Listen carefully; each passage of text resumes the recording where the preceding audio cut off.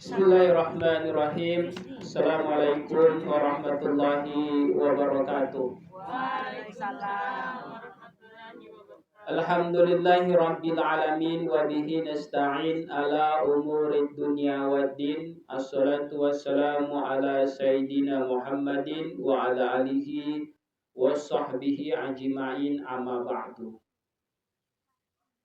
Puji syukur kita panjatkan kepada Allah Subhanahu wa taala atas karunia yang Allah berikan kepada kita, sehingga kemudian pada malam yang penuh dengan keberkahan ini, malam yang penuh dengan kebaikan ini, Allah kumpulkan kita dalam majelis ilmu ini dalam rangka memenuhi sebagian daripada kewajiban kita, yakni menuntut ilmu. Mudah-mudahan Allah berikan kita ilmu yang bermanfaat, ilmu yang berkah, sehingga dapat kita amalkan dalam kehidupan sehari-hari kita. Salawat dan salam untuk baginda Rasulullah Muhammad sallallahu alaihi wasallam, Nabi yang menjadi suri tauladan bagi kita semua, Nabi yang wajib diikuti oleh orang-orang yang mengharapkan rahmat dan ampunan Allah Subhanahu wa taala. Ibu-ibu yang dimuliakan Allah Subhanahu wa taala, mari kita buka majelis ini dengan sama-sama melafazkan basmalah. Bismillahirrahmanirrahim. Baik, mari kita mulai kajian ini dengan judul Fi Ta'ati Bi'ilmi. Faslun Fi Ta'ati Bi'ilmi. Pasal menjelaskan tentang taat dengan ilmu.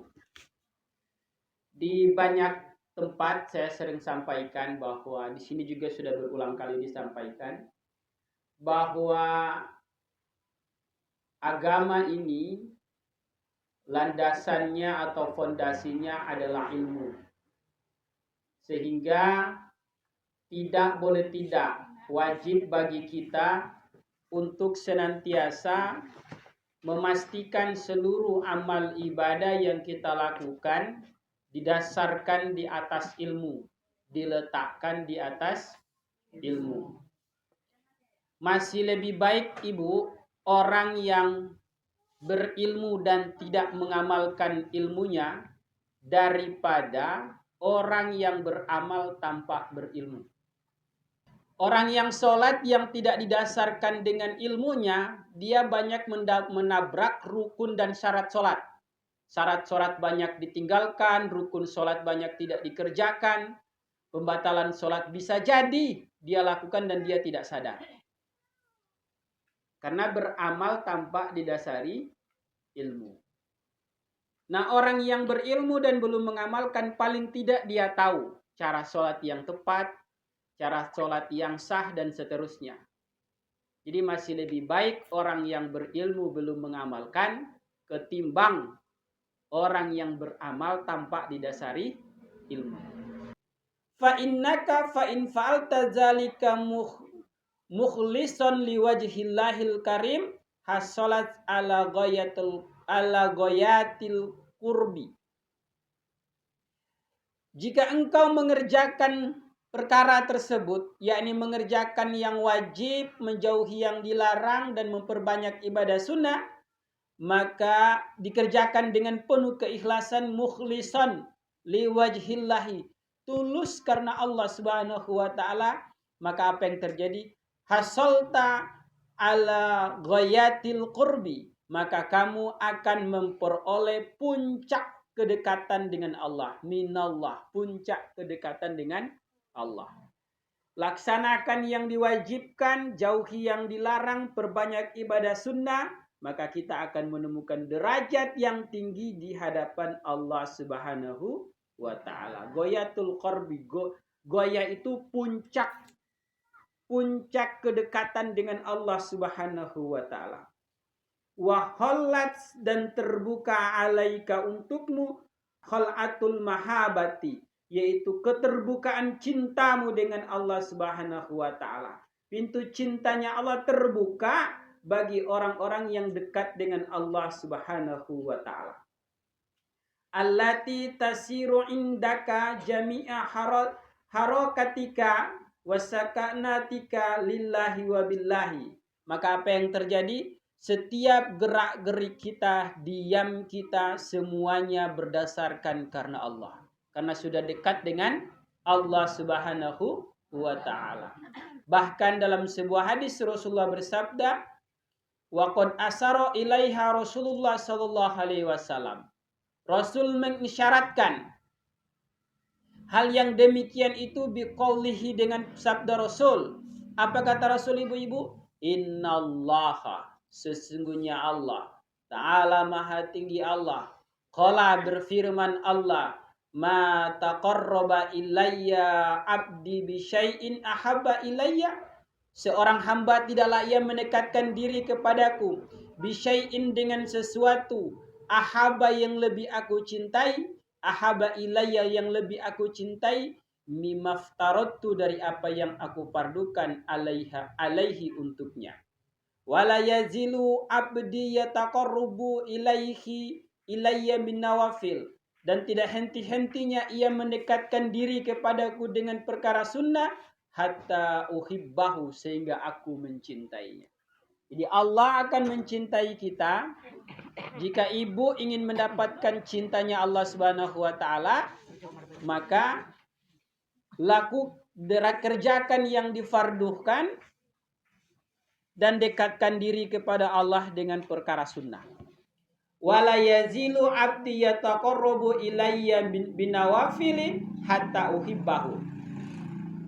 Tidak henti-hentinya seorang hamba mendekatkan diri kepadaku dengan perkara sunnah, kecuali hamba tersebut uhibbahu, aku cintai dia, aku sayangi dia.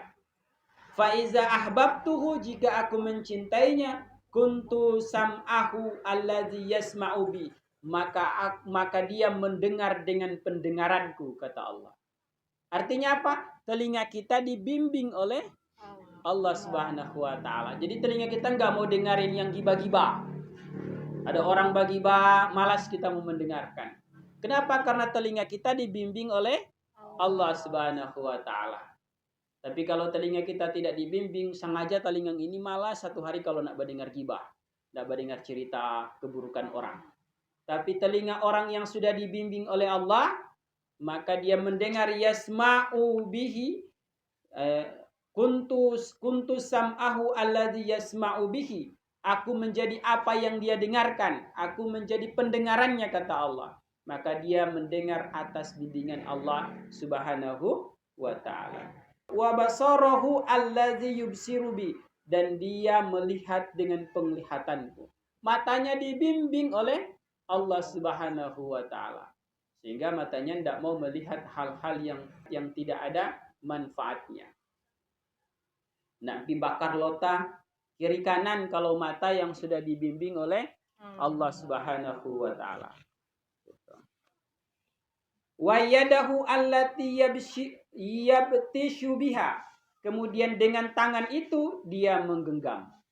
Tangannya juga dibimbing oleh Allah Subhanahu wa ta'ala, sehingga dia tidak mungkin mencuri, mengambil hak orang, menzolimi orang dengan tangannya. Kenapa? Karena tangannya telah dibimbing oleh Allah Subhanahu wa ta'ala.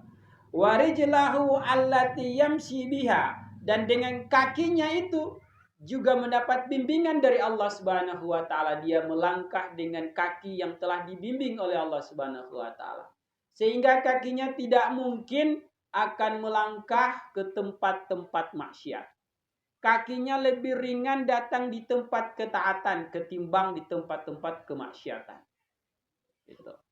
Makanya raih cinta Allah dengan mengerjakan apa yang diwajibkan, kemudian meninggalkan apa yang dilarang, serta memperbanyak ibadah sunnah. 3 hal ini kita lakukan, maka seluruh anggota tubuh kita dibimbing oleh Allah Subhanahu wa ta'ala.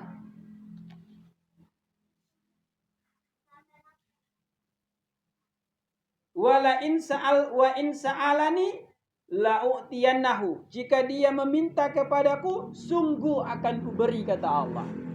Nah, ini kalau orang sudah dicintai oleh Allah. apapun yang dia minta kepada Allah, maka Allah langsung mengijabah doanya. Itu kan para wali Allah begitu. Kalau tergerak hatinya menginginkan sesuatu, langsung diijabah oleh Allah Subhanahu wa taala. Dan minta juga sudah dijabah oleh Allah. Apalagi kalau minta, karena Allah sudah cinta kepadanya. Nah, jika ingin mendapatkan cintanya Allah, laksanakan apa yang diwajibkan, baru kemudian tinggalkan yang diharamkan, memperbanyak ibadah sunnah, maka niscaya kita dibimbing oleh Allah Subhanahu wa taala. Assalamualaikum warahmatullahi wabarakatuh. Subhanakallahumma wa bihamdika asyhadu an la ilaha illa anta astaghfiruka wa atubu ilaik.